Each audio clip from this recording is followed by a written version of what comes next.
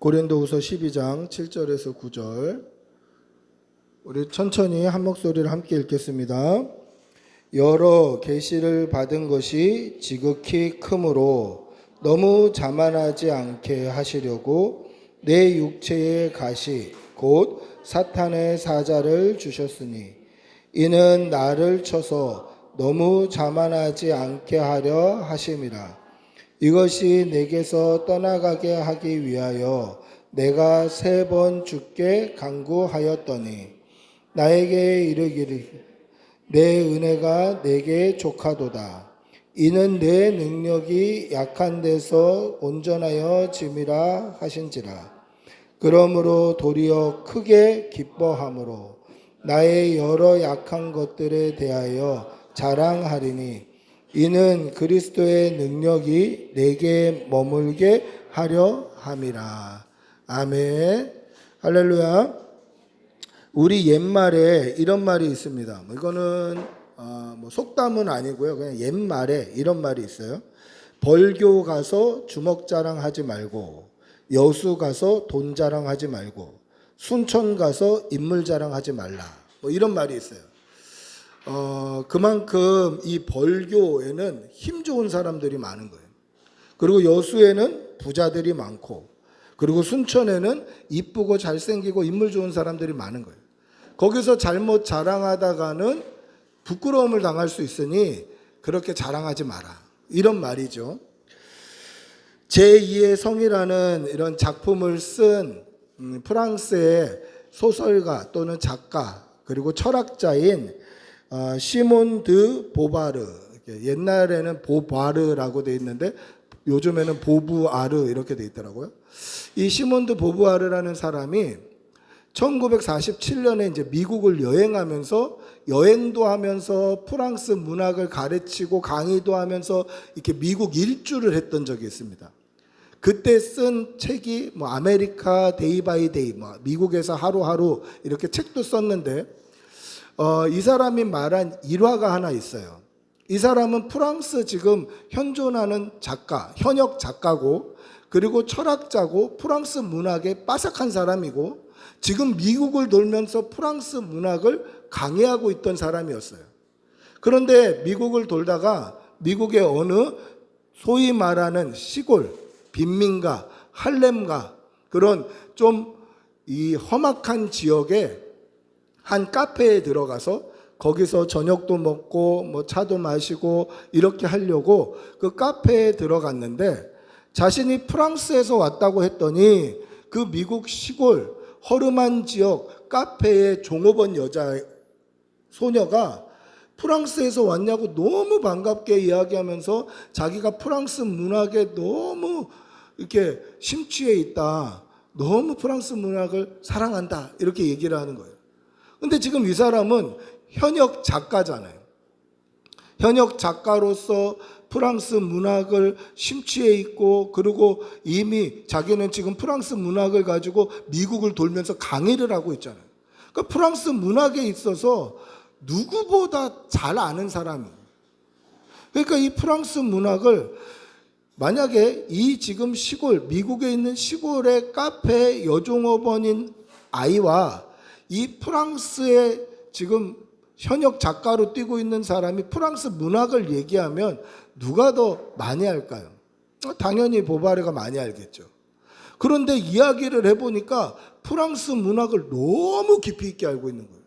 시골 미국 카페에서 그냥 소위 종업원 하고 있는 이 웨이트리스가 너무 프랑스 문학을 오히려 어느 분야에서는 자기보다 훨씬 많은 것을 알고 있는 거예요.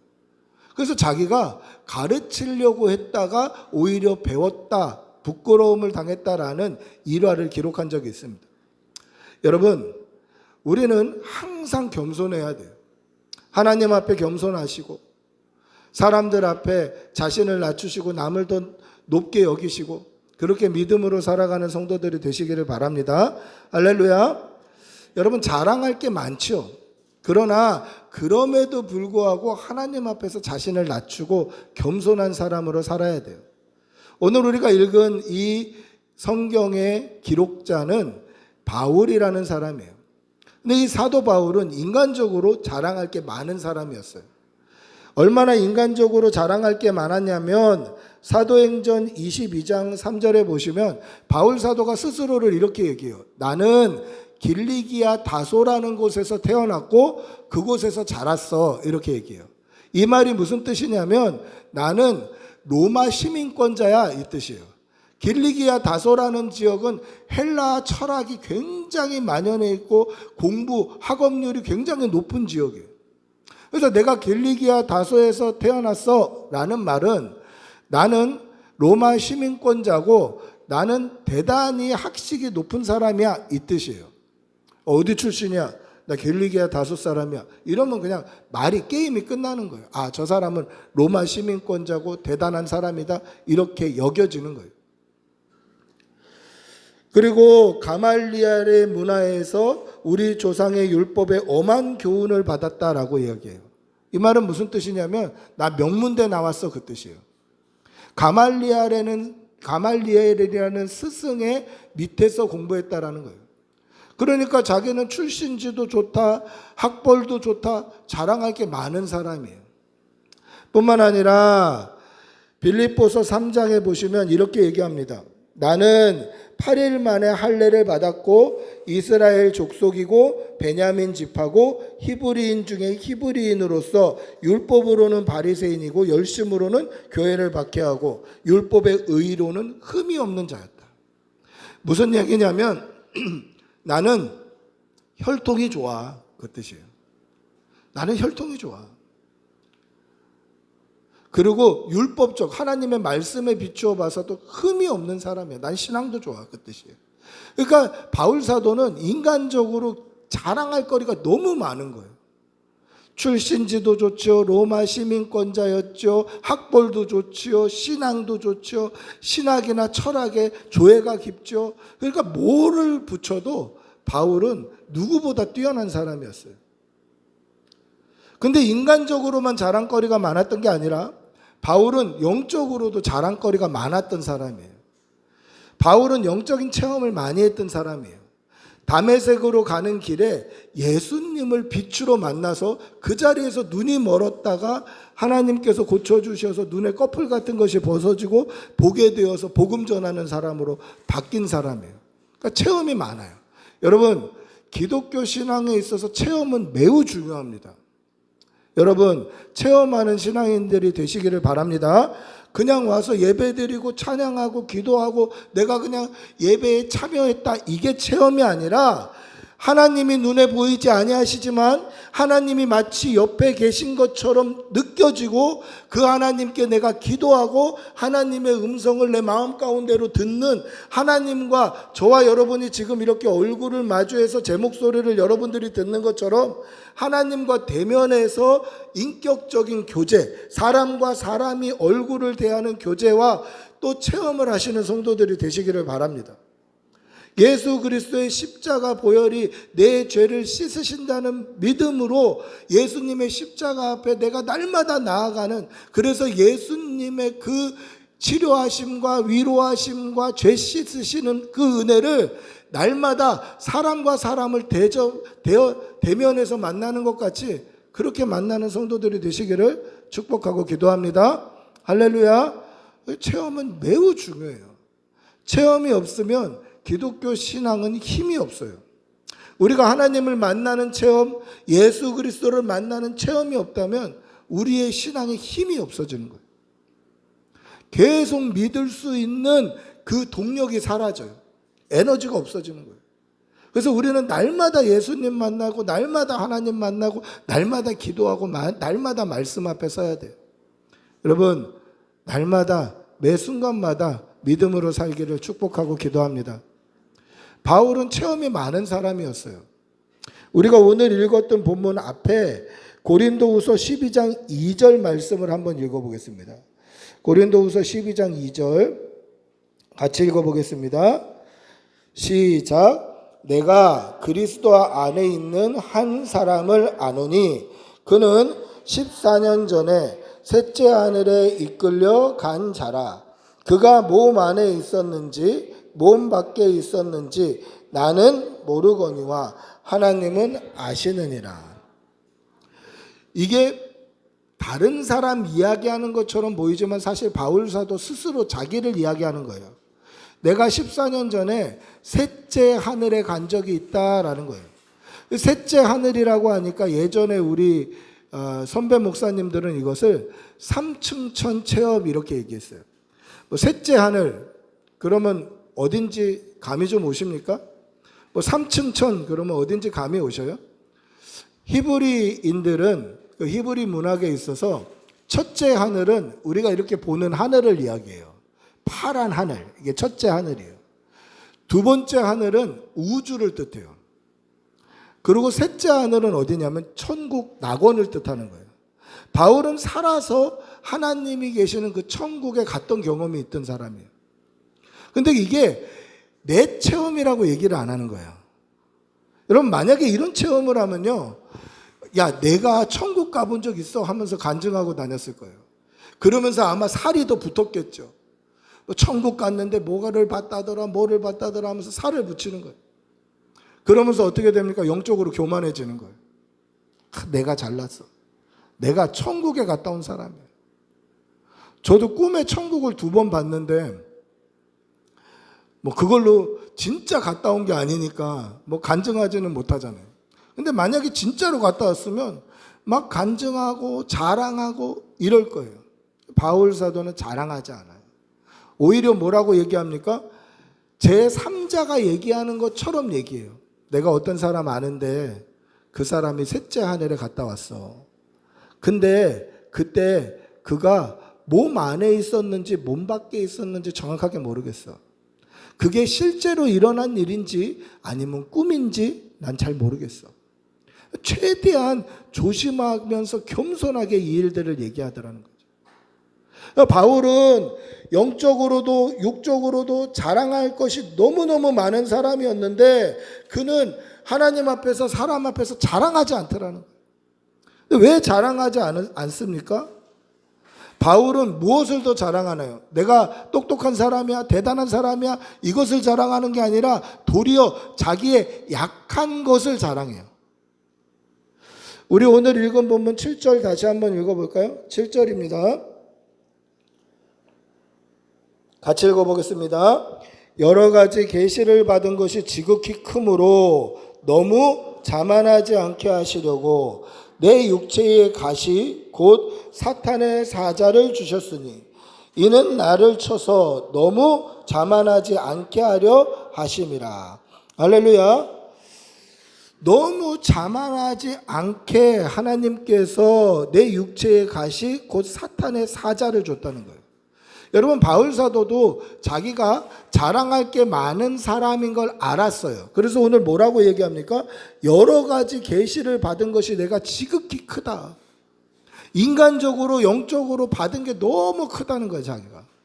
근데 내가 혹시 자만할까 봐 하나님은 나에게 육체의 가시 곧 사탄의 사자를 주었다는 거예요. 여러분 육체의 가시 곧 사탄의 사자가 뭘까요?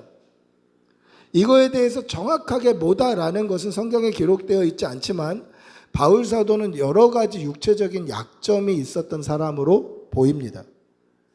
갈라디아서 4장 15절에 보시면 갈라디아서를 쓴 그 교회 성도들이 바울의 눈, 시력을 걱정해요. 그래서 학자들은 아마 다메섹으로 가는 길에 빛을 본 이후에 바울 사도가 눈병이나 아니면 시력이 급속도로 안 좋아졌을 것이다 라고 얘기해요. 그래서 갈라디아 성도들이 얼마나 바울의 눈을 걱정했냐면 바울 사도가 이렇게 얘기해요. 니네들이 할 수만 있었다면 너희 눈을 빼서 나한테 줬을 거야. 그 정도로 눈을 할 수만 있었으면 내가 바울 선생님을 위해서 내 눈을 좀 빼줬으면 좋겠다. 지금은 되지만 그때 의술로는 안 되는 거예요. 바울은 시력이 안 좋았던 거예요. 시력이 안 좋았던 증거가 뭐냐면 바울은 성경을 많이 썼지만 그것을 자기 손으로 쓰지 않았어요. 그래서 곳곳에서 이런 구절이 발견돼요. 내가 큰 글씨로 쓴 것을 봐라. 다 대필했는데 마지막 내가 너희들을 위해서 문안 인사는 쓰긴 쓰지만 내가 시력이 안 좋아서 내가 큰 글씨로 쓴다. 큰 글씨로. 그렇게 얘기해요. 뿐만 아니라 바울 사도는 눈만 안 좋았던 게 아니라 말을 잘 못했어요. 그래서 고린도 후서 10장 10절에 보시면 이렇게 얘기합니다. 그의 편지들은 무게가 있고 힘이 있으나 몸으로 대할 때에는 약하고 말도 시원하지 않다.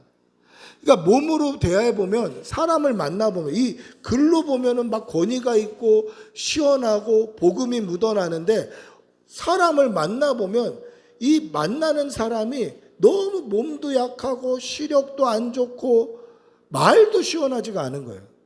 그래서 성경학자들은 그가 극심한 말 더듬이였다라고 얘기를 해요. 말이 시원하지가 않은 거예요. 얘기를 하면 이렇게 시원시원하게 막 쭉 얘기해야 되는데 말을 안 하는 거예요. 요즘에 젠지라는, MG보다도 더 어린 것들이 나왔어요. MG도 적응이 안 되는데, 젠지라는 애들의 말투가 어떠냐면 뭐를 물어보면 바로 대답을 안 해요. 우리 애들이 그래요. 너 밥 먹을래? 그러면 이러고 있어요. 답답해 죽어요. 특히 전화할 때는 정말 답답해요. 빨리 얘기해라, 좀 빨리 얘기해라, 이렇게 돼요. 여러분, 말이 시원하지 않으면 권위가 없어요. 권위가. 말에 무게감이 없어요. 제가 목사 시험을 봤을 때, 목사고시를 칠 때 제가 목소리가 이렇게 좋거나 크지가 않아요. 이종훈 목사님은 목소리도 굉장히 좋고 목소리가 큰데 제가 이렇게 목소리가 크지가 않아요. 그래서 설교할 때 크게 못해요. 지금도 마이크를 들고 하는 이유가 이걸로 하면 크게 안 들려요. 목소리가 크지가 않아요. 근데 제가 목사 시험을 볼 때 제 시험 감독관이신 7명의 노예 임원 목사님들 앞에서 설교를 해야 돼요. 7분짜리 설교를 해야 되는데 그때 나름대로 은혜를 끼치고 싶었던 거예요. 근데 만약에 이 설교를 영상으로라도 듣는 목사 후배들이, 이제 목사 안수 받아야 되는 강도사 후배들이 있으면 거기 있는 목사님들은, 거기 계시는 목사님들은 이거를 지적해서 가르치시려고 앉아 계신 분이기 때문에 은혜를 끼친다는 이런 생각으로는 가면 안 되는 거예요. 제가 설교를 하는데 긴장을 하고 또 마이크도 우리가 쓰는 마이크가 아니고 하니까 목소리가 적게 나오는 거예요. 그러니까 잘 안 들리는 거예요. 목사님들 귀에. 그래서 저한테 그것을 지적하신 목사님이 계셔요. 그러니까 한 분씩 다 지적하세요. 머리 스타일은 어떻고, 자세는 어떻고, 뭐는 어떻고 막 다 지적하시는데 그중에 제 말투를 지적하신 분이 계셨어요. 근데 제가 그분이 뭐라고 지적하셨냐면, 똑같이 제가 그대로 하면 이렇게 했어요. 이영범 강도사님은 발음이 안 좋아요. 발음이. 이러시는 거예요. 그분이 발음이 안 좋으신데 제 발음을 지적하시더라고요. 그 지적이 무게감으로 다가왔을까요? 아니에요. 제가 막 혀를 깨물었어요. 웃으면 안 된다. 막 혀를 깨물었어요. 말에 이 무게감이 없으면 그 말을 듣지를 않아요. 근데 바울이 실제로 만나보니까 말에 무게감이 없는 거예요. 그리고 답답한 거예요. 시원하지가 않은 거예요. 약점이에요. 또 갈라디아서 4장 14절에 보시면 너희를 시험하는 것이 내 육체에 있으니 그렇게 얘기해요. 그러니까 바울이 무슨 설교를 하면 설교를 듣는 사람들의 시험거리가 될 만한 것이 바울의 육신에 있었다는 거예요. 그래서 이것을 학자들은 뭐라고 얘기하냐면 간질이나 신경질환이 있었을 것이다 라고 봐요. 그러니까 그 당시에는 간질이나 아니면 뭐 갑자기 쓰러지거나 거품을 물거나 이것을 영적인 것으로 해석했기 때문에 귀신 들림의 증상으로 본 거예요. 그러니까 설교를 하다가 간질 증상이 일어나면 그것이 이 듣는 성도들에게는 시험거리가 되는 거예요. 그래서 오늘 성경에 보시면 뭐라고 되어 있습니까? 육체의 가시 곧 사탄의 사자가 나를 친다라고 되어 있어요. 근데 나를 친다라는 이 표현이 원어 성경을 보시면 진짜 몽둥이를 가지고 때린다라는 표현이에요. 뭔지는 모르겠지만 바울은 사람들 앞에 서서 설교를 할 때 그 설교하다가 중간에 정말 사람이 몽둥이로 때리는 것 같은 고통을 느끼고 그것 때문에 쓰러지고 거품을 물고 사람들은 그것을 보고 시험이 드는 거예요. 이런 육체적인 연약함이 있었던 사람이에요. 근데 이런 육체적인 연약함이 있음에도 불구하고 바울 사도는 오늘 뭐라고 얘기합니까? 내가 도리어 기뻐한다라는 거예요.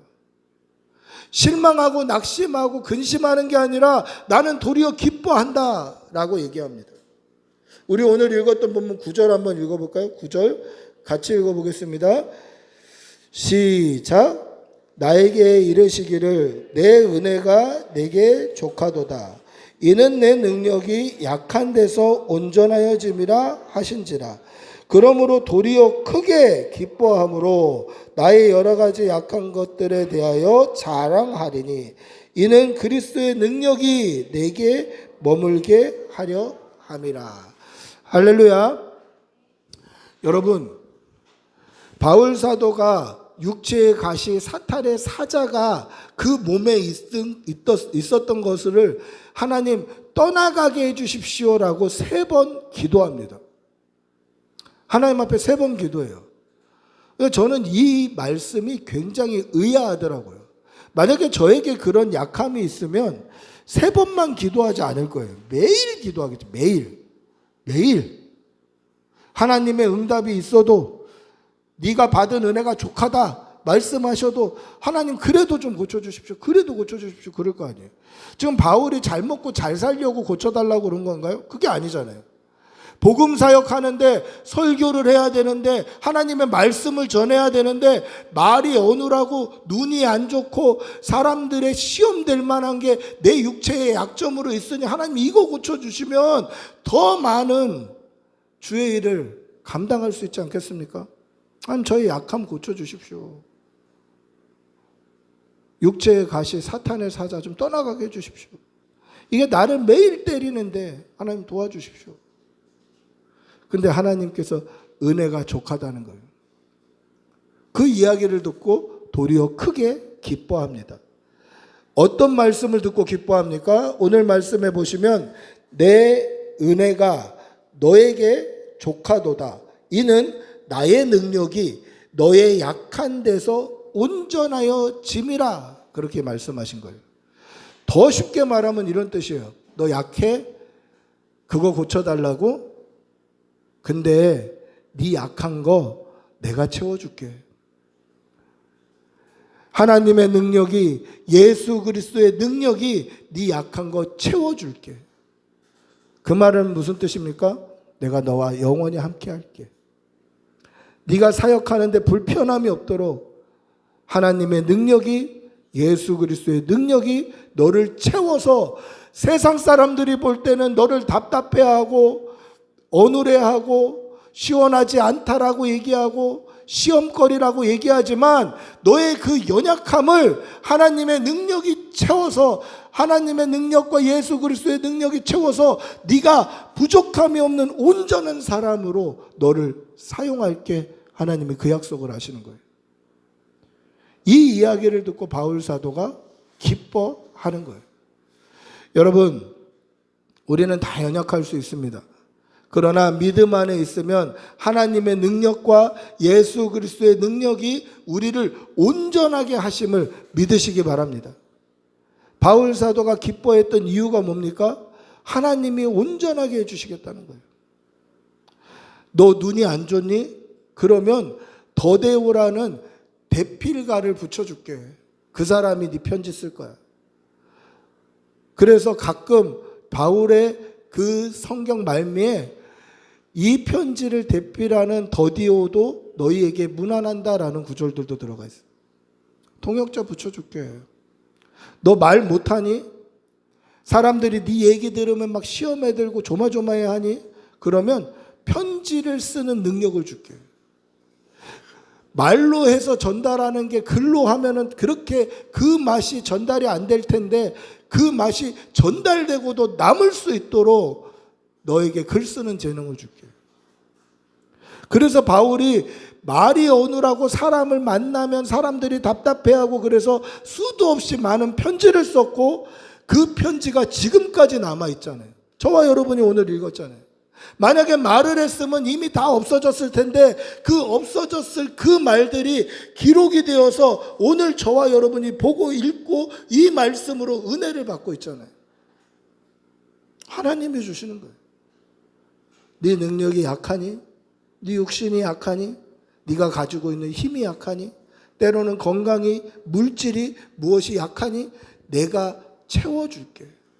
나와 함께 있으면 너희는 온전해진다. 이 말씀이 바울 사도에게 하셨던 은혜의 말씀이기도 하고 바울이 크게 기뻐했던 이유이기도 하고 오늘 동일하게 저와 여러분에게도 하시는 하나님의 위로의 말씀이심을 믿으시기 바랍니다. 여러분 연약한 것이 있습니까? 능력의 하나님이 우리와 함께 하셔서 온전해짐을 믿으시는 성도들이 되시기를 축복하고 기도합니다. 할렐루야. 말씀을 맺습니다. 바울 사도는 인간적으로 자랑할 것이 많은 사람이었습니다. 그러나 그는 인간적으로 어떤 자랑도 안 합니다. 학벌, 출신, 출생, 자기의 국적, 시민권, 그리고 자기가 어디에서 배웠는지 또 어느 정도로 하나님 앞에 신실하고 흠이 없던 사람이었는지 자랑할 것이 많은 사람이었습니다. 그러나 하나님께서는 그거 자랑치 못하게 하시려고 그를 겸손하게 만드십니다. 그래서 그 다음부터는 바울이 무엇만 자랑합니까? 예수 그리스도 십자가 복음만 자랑하는 거예요. 예수 그리스도 십자가 복음만 자랑하기에 부족함이 없도록 하나님이 채워주시더라는 것입니다. 사랑하는 성도 여러분, 때때로 하나님은 저와 여러분도 겸손하게 하시려고 우리의 기도에 응답치 아니하실 때도 있고 우리에게 부족한 것이나 모자란 것을 허락해 주실 때도 있습니다. 그때마다 낙심하지 마시고 믿음으로 하나님의 능력과 예수 그리스도의 능력이 우리와 함께 하시기를 기도하시고 주님이 주시는 그 능력으로 우리가 하나님 앞에서 세상 앞에서 온전해짐을 분명히 믿으시고 하나님 앞에서는 겸손하되 세상 가운데서는 하나님의 능력으로 담대히 살아가는 그러한 성도들이 되시기를 축복하고 기도합니다.